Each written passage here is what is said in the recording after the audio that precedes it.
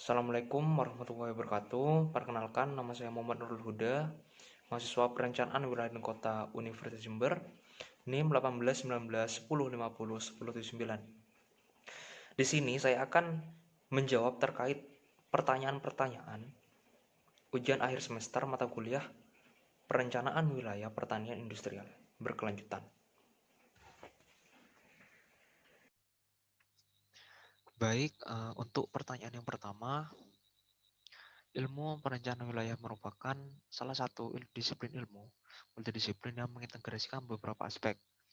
Jelaskan aspek-aspek disertai dengan ilustrasi penerapan yang relevan dengan perencanaan wilayah pertanian industrial. Jawabannya adalah aspek-aspek yang terintegrasi dalam ilmu perencanaan wilayah meliputi ekonomi, lingkungan, sosial, dan budaya. Khususnya pada wilayah pertanian industrial, terletak pada sektor ekonomi yang relevan, yang mana ilustrasi penerapannya memperhatikan biaya transportasi dengan mengetahui serta mempertimbangkan dengan jarak antara bahan olahan, industri, dan pasar. Maka semakin jauh jarak antara bahan olahan, industri, dan pasar, maka biayanya akan semakin mahal. Untuk pertanyaan yang kedua, ialah berikan penjelasan untuk beberapa metode perencanaan wilayah berikut, yaitu ada analisis entropi, analisis LKSI dan LI, analisis Sifser, dan analisis gravitasi. Yang pertama, analisis entropi. Jawabannya adalah analisis entropi merupakan analisa yang digunakan untuk mengidentifikasi tingkat keragaman komponen aktivitas bagi perkembangan suatu wilayah. Salah satu contohnya adalah memahami suatu perkembangan aktivitas pada sistem produksi pertanian pada suatu wilayah. Untuk analisis LKSI dan LI, jawabannya adalah analisis LK merupakan analisa yang bertujuan untuk mengetahui basis tidaknya sebuah sektor pada suatu wilayah. Untuk analisis SI merupakan analisa yang memperkuat analisis LG dengan fungsi mengkategorikan suatu sektor pada suatu wilayah terspesialisasi atau tidak.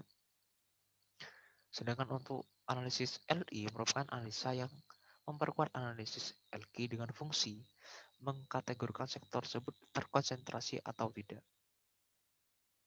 Untuk analisis Sifser jawabannya adalah analisa yang digunakan untuk mengetahui pergeseran sektor tertentu pada perekonomian regional maupun lokal yang dibandingkan dengan perekonomian nasional dalam kurun dalam kurun waktu tertentu.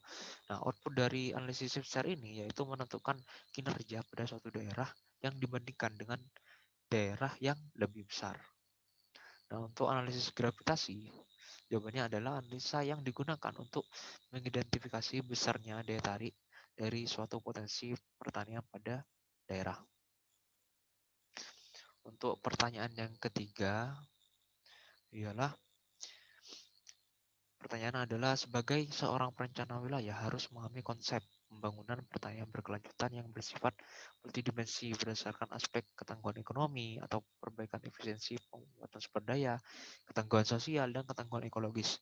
Berikan ilustrasi Anda terkait dengan konsep perencanaan yang memiliki perspektif dan mempertimbangkan peran.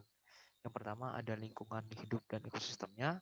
Yang kedua ada perubahan iklim global. Yang ketiga ada partisipasi dan peran masyarakat. Untuk yang A, lingkungan hidup dan ekosistemnya, jawabannya adalah konsep perencanaan dengan mempertimbangkan lingkungan hidup dan ekosistemnya, yaitu dilakukannya pembangunan pertanian berkelanjutan yang tidak merugikan lingkungan. Misal, itu konsepnya dilakukan dengan upaya pengolahan limbah secara terpadu dengan tujuan tidak mengakibatkan rusaknya lingkungan dan ekosistem. Kemudian bekerja sama dengan pemerintah serta akademisi untuk membuat sebuah planning, sebuah rencana pembangunan pertanian berkelanjutan yang memperhatikan lingkungan dan ekosistem. Yang B, perubahan iklim global. Jawabannya adalah perubahan iklim pada pertanian memang memiliki dampak terhadap produktivitas atau hasil dari pertanian itu sendiri. Nah, oleh karena itu, agar pertanian terus berkelanjutan, maka konsep perencanaan yang perlu dilakukan adalah memilih tanaman serta varietas yang dapat bertahan ketika munculnya perubahan iklim global. Di antaranya tanaman yang tahan kekeringan, tahan genangan, dan lain sebagainya.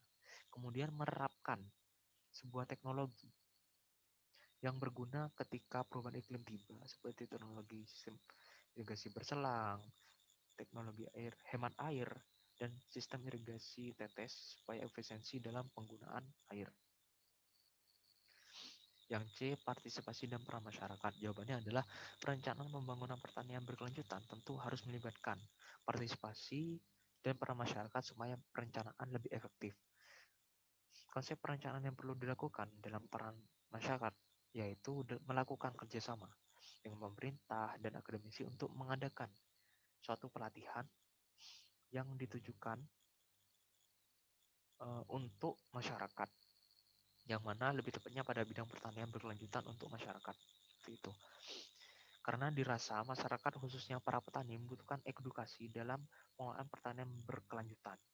Hal ini bertujuan untuk meningkatkan kualitas sumber daya manusia terhadap pertanian berkelanjutan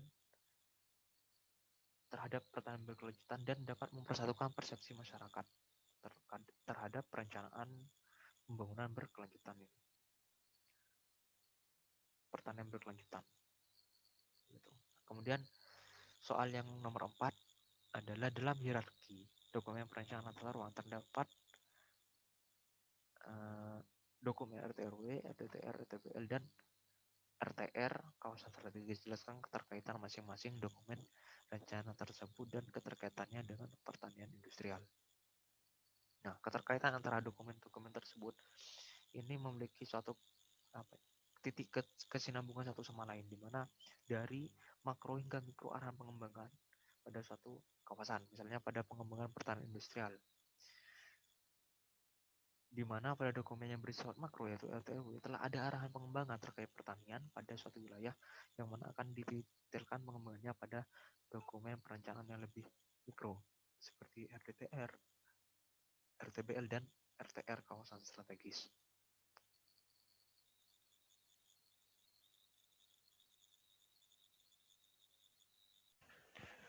Baik, mungkin itu saja yang dapat saya sampaikan. Kurang lebihnya mohon maaf. Wassalamualaikum warahmatullahi wabarakatuh.